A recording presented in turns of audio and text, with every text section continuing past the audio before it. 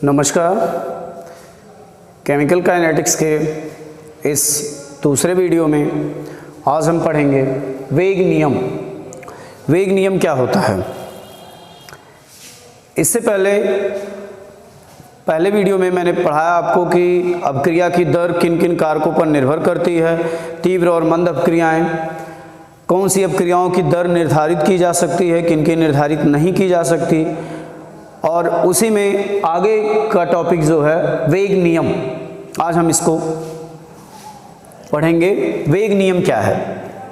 वह गणितीय व्यंजक जो अभिकारकों के मोलर सांद्रण पर अपक्रिया के दर की प्रायोगिक निर्भरता को व्यक्त करता है, वेग नियम कहलाता है। वह गणितीय व्यंजक, वेग नियम एक कुछ और नहीं, एक गणितीय व्यंजक होता है जो अभिकारकों के मोलर सांद्रण पर अपक्रिया के दर की प्रायोगिक निर्भरता को व्यक्त करता है। जैसे अपक्रिया कोई है, ये संपन्न हो रही है, बना ले रहा है प्रोडक्ट के लिए। अगर कहा जाए, इसमें तीन अभिकारक हैं ए बी सी। ए का स्मॉल ए मोल, बी का स्मॉल बी मोल और सी के सी मोल लिए गए हैं। तो अगर कहा जाए कि इस अपक्रिया में जो अभिकारक ए है, इसके मोलर सांद्रण के पी घात पर, ए के पी घात पर, बी के क्यू घात पर और सी के आर घात पर अपक्रिया की दर निर्भर करती है, तो हमें मिलेगा rate is directly proportional molar सांद्रण ऑफ ए के पावर स्मॉल ए, मोलर सांद्रण ऑफ बी के power small P Q and molar सांद्रण ऑफ सी के पावर स्मॉल आर। प्रोपोर्शनलिटी हटाएंगे तो एक कांस्टेंट आएगा K, E to the power P, B to the power Q and C to the power R. ये जो आपने इक्वेशन लिखा, यही अपक्रिया का वेग नियम कहलाता है। उपरोक्त समीकरण को अभिक्रिया का वेग नियम कहते हैं। इस अपक्रिया का वेग नियम rate is equal to K A to the power P, B to the power Q and C to the power R. इस समीकरण से हमको ये पता चल रहा है अपक्रिया की दर ए के मोलर सांद्रण के पी घात पर, बी के मोलर सांद्रण के क्यू घात पर और सी के मोलर सांद्रण के आर घात पर निर्भर करती है। और इस आधार पे हमने एक गणितीय व्यंजक लिखा, और ये जो गणितीय व्यंजक है यही कुछ और नहीं बल्कि आपका वेग नियम है। वेग नियम वह गणितीय व्यंजक होता है जो अभिकारकों के मोलर सांद्रण पर अपक्रिया के दर की प्रायोगिक निर्भरता को व्यक्त करता है। एक चीज़ और यहाँ याद रखिएगा कि ये जो पावर पी क्यू आर लिखे जा रहे हैं, ये टोटली प्रैक्टिकल वैल्यू होती है। जब हम अपक्रिया करते हैं, उनके सांद्रण को चेंज करते हैं, तो अपक्रिया किस रेट से संपन्न हो रही है उसके बारे में जानकारी प्राप्त करके ही हम वेग नियम लिख सकते हैं। किसी अपक्रिया को देखकर उसका वेग समीकरण नहीं लिखा जा सकता। आगे,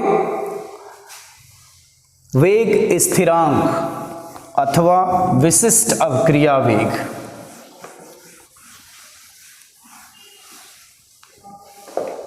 वेग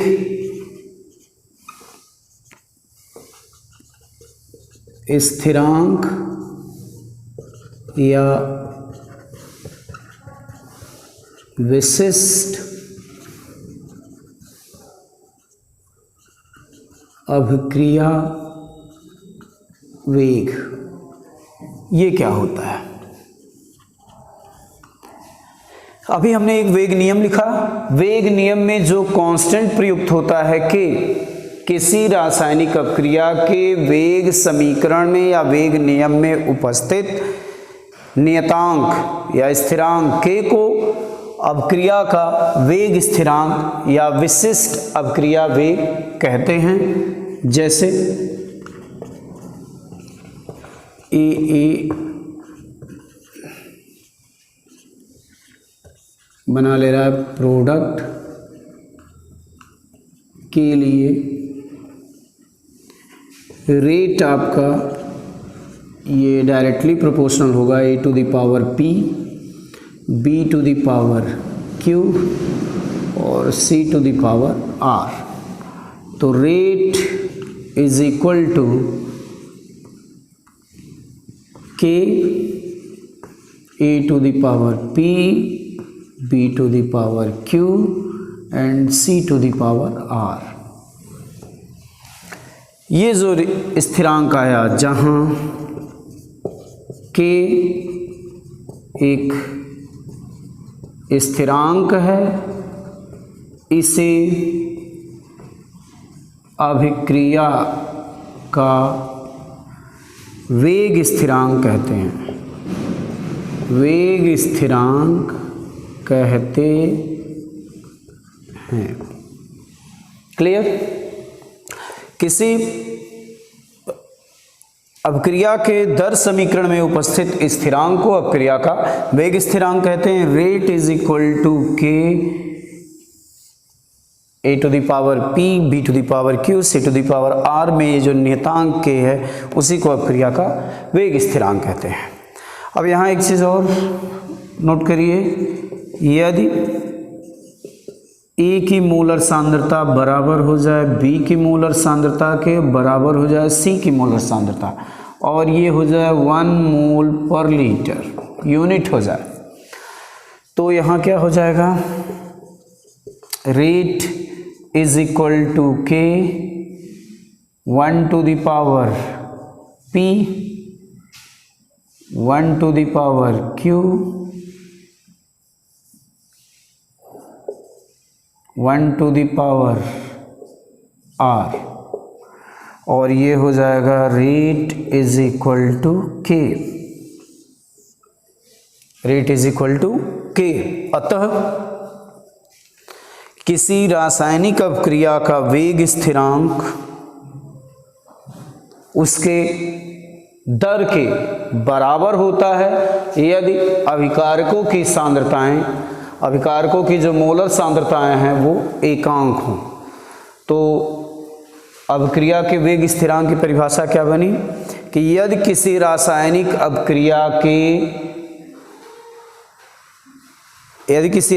अपक्रिया में अभिकारकों का सांद्रण, अभिकारकों के मोल प्रति लीटर सांद्रताएं एकांक हो तो अभिक्रिया का वेग स्थिरांक अभिक्रिया के दर के बराबर होता है। और जब अभिक्रिया का वेग स्थिरांक अभिक्रिया के दर के बराबर होता है तो इसी को अभिक्रिया का विशिष्ट वेग कहते हैं। इसे अभिक्रिया का विशिष्ट वेग या वेग स्थिरांक कहते हैं।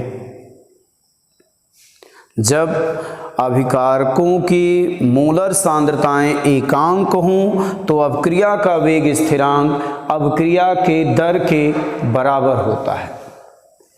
ठीक, अब अपक्रिया के दर का मात्रक क्या होगा, बहुत इंपॉर्टेंट है ये। लगभग सभी बोर्ड एग्जाम में आपका पूछता है ये कि वेग स्थिरांक के मात्रक लिखिए। तो यहाँ हम वेग स्थिरांक का मात्रक पता करेंगे। वेग स्थिरांक का मात्रक, वेग स्थिरांक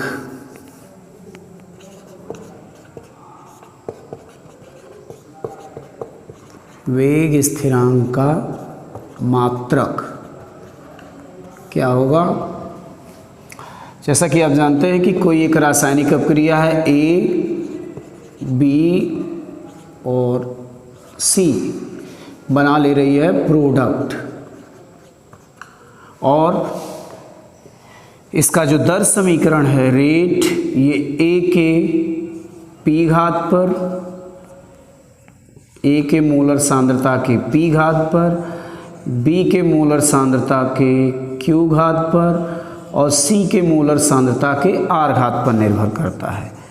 रेट इज इक्वल टू करेंगे, प्रोपोर्शनलिटी हटाएंगे, एक नियतांक आएगा P B to the power Q and C to the power are.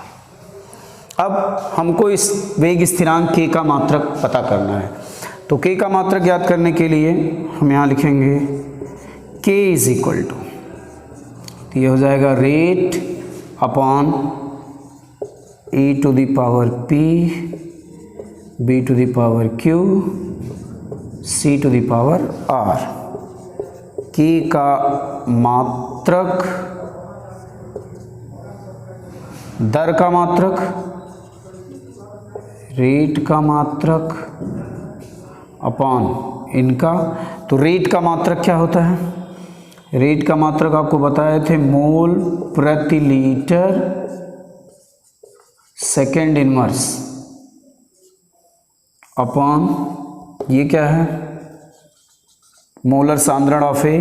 तो ए की मोलर सांद्रता व्यक्त करेंगे मोल प्रति लीटर में, तो मोल प्रति लीटर के पावर पी, मोल प्रति लीटर के पावर क्यू एंड मोल प्रति लीटर के power are.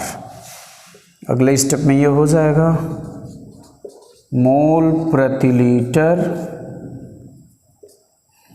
Second inverse upon mole प्रति litre to the power P plus Q plus R. घाते जुड़ जाएंगे। अब इसको ऊपर भेजते हैं, तो यहाँ के का मात्रक क्या हो जाएगा, के का मात्रक ये हो जाएगा आपका, देखिए मोल प्रति लीटर पावर 1 है और यहाँ इतना है, तो ये हो जाएगा मोल प्रति लीटर के power 1 minus P plus Q plus R into second inverse into second inverse. अगले स्टेप में ये हो जाएगा मोल प्रति लीटर के power 1 minus N second inverse. ये के का जो मात्रक होता है, इसका जो फार्मूला आपको मिला मोल प्रति लीटर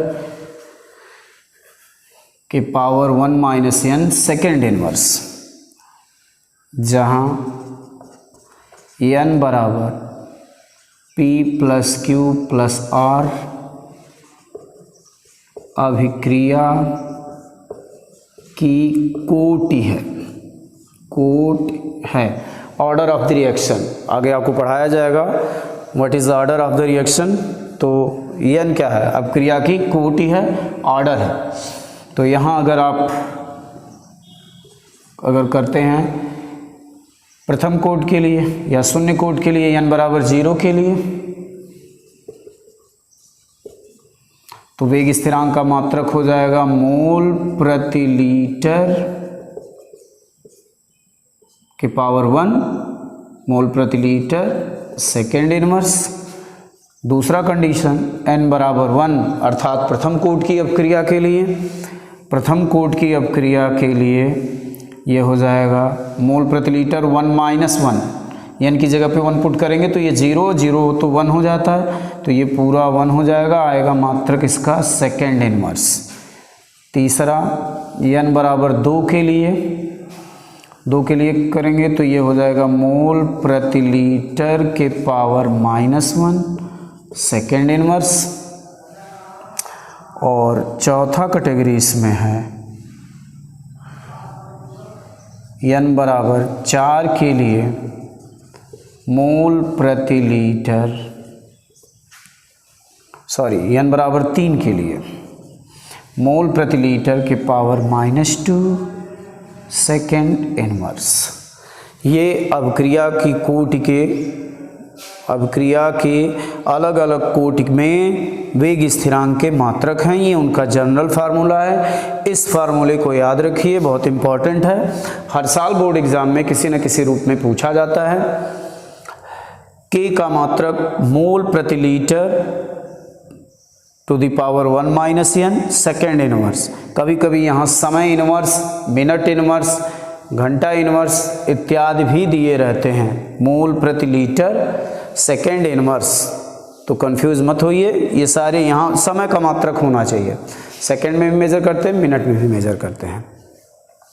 तो ये वेग स्थिरांक के का मात्रक होता है। अलग अलग क्रियाओं के लिए अलग अलग होता है और बहुत ही इम्पॉर्टेंट है। इस वीडियो में इतना ही। आगे के कंटेंट्स आपको अगले वीडियो में मिलेंगे। Thank you.